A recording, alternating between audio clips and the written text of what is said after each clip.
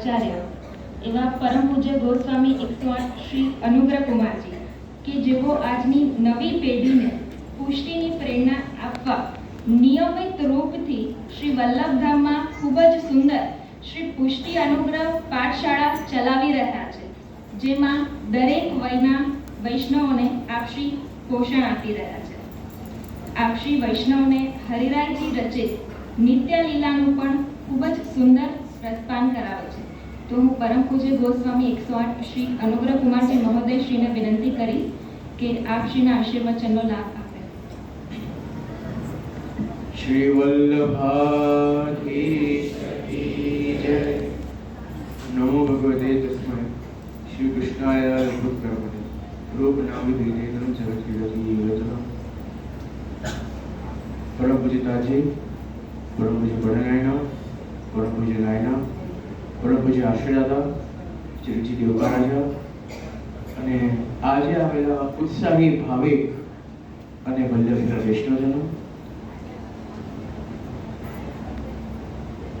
આજે મારા પૂજ્ય પ્રિય તાત ચરણનો જન્મદિવસ છે. આપ સર્વ વૈષ્ણવોને ખૂબ ખૂબ બધાઈ. ખૂબ સુંદર આ દિવસ. સાથે ને સાથે કાલે આપણા શ્રી વલ્લભધામનો પાટોત્સવ, ખૂબ આનંદ આવ્યો. ખેલના સુંદર દિવસો ચાલી રહ્યા છે અને સાથે ને સાથે મારા પ્રિય તાતજીનો જન્મદિવસ આવે. સાચું કહું તો એવી ઘણી બધી વસ્તુઓ છે જે આપનાથી ખાલી અમારે નહીં પણ બધાએ શીખવી જોઈએ. એમાંથી એક એવી વસ્તુ છે જે આ કલિકાલમાં જીવને અગર એ વસ્તુનો જ્ઞાન થઈ જાય તો ઘણી બધી તકલીફોથી એને નિવારણ મળી જશે. એક ઇંગ્લિશમાં કહાવત છે, હેલ્થ ઇઝ વેલ્થ. એક મસ્ત વાત કહું. અહીંયા હેલ્થ, કઈ હેલ્થની વાત થાય છે? તમે જે ખાઓ છો એ હેલ્થની નહીં, તમારા શરીરના હેલ્થની નહીં, મનના હેલ્થની વાત થાય છે. Health is wealth. કેવી રીતના? તાજીથી એ જ શીખવાનું છે. તમે 70 ના થાઓ, 72 ના થાઓ કે 80 ના થાઓ, પણ મનથી જ્યાર સુધી યુવાન છો ત્યાર સુધી તમને કોઈ કંઈ કરવાથી રોકી શકે નહીં. ઇંગ્લિશમાં બીજી બી એક કહાવત છે, યુ બીકમ વોટ યુ ઈટ. હવે અહીંયા શું ખાવાની વાત ચાલે છે? મહાપ્રસાદની વાત નથી કરતો, મને ભૂખ લાગી જશે એવી વાત નથી. અહીંયા જે વસ્તુની વાત ચાલે છે એ સત્સંગ છે, અલૌકિક આનંદ છે, અલૌકિક રસની વાત કરું છું કે જે જીવ એના અંદર સતત એનો આનંદ લેતો જાય એ ક્યારેય જીવનમાં વૃદ્ધ થતો જ નથી. આજકાલ આપણે જોઈએ, તમે 20 ના હો, 40 ના હો, 50 ના હો, પણ મનમાં તમે બોલતા હો, બહુ થાકી ગયો છું, હું બહુ થાકી ગઈ છું, બહુ થકાન લાગે છે, કોઈ વસ્તુમાં મન નથી. એ કેમ? તમારો શરીર થાક્યો નથી, તમારો મન થાકી ગયો છે. કે 40 વર્ષના 30 વર્ષના માણસને શું થકાન લાગે? લાગી જ ના શકે. એનો મન થાકી ગયો છે.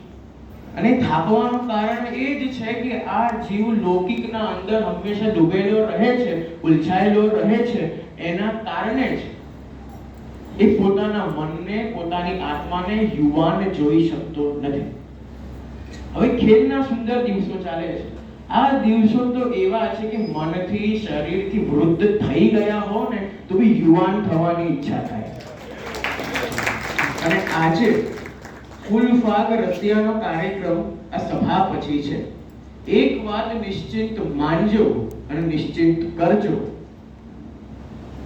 તમે 20 વર્ષના હશો, 40 વર્ષના હશો, તમારા હાથ પેર ઠીક છે, શરીર ઠીક છે, અને ફૂલફાગ રસિયામાં ઊભા થઈને નાચી શક્યા નહીં તો તમે વૃદ્ધ છો.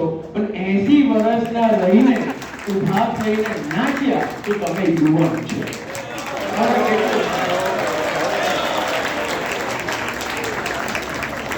જે સાચો જગતમાં આનંદ છે એ અલૌકિક આનંદ છે.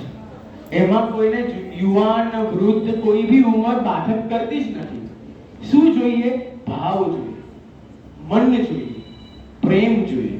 ત્યારે જ જઈને આ બધા કાર્યમાં તમે આ જીવન યુવાન રહી શકશો. વધારે સમય ના લેતા આજના સુંદર અવસર પર તાજીના ચરણારવિંદમાં એવી જ વિનંતી કરીશ કે જેમ આપ અમારા બધા પર કૃપા રાખો છો એવી રીતના જ આપ અમારા પર કૃપા રાખજો. અમે અમારા જીવનમાં ચાહે તે સોશિયલ લાઈફ હોય, પુષ્ટિ માર્ગ હોય, કાર્ય હોય, બધી જ જગ્યાએ અમે પ્રવૃત્તિમાં આગળ વધતા રહીએ. એવા આપના આશીર્વાદ હંમેશા મારા ઉપર સતત બન્યા રહે એવી જ આપને વિનંતી કરીને આજના સુંદર અવસર પર વિરામ લઈશ. શ્રી વલ્લભાઈ.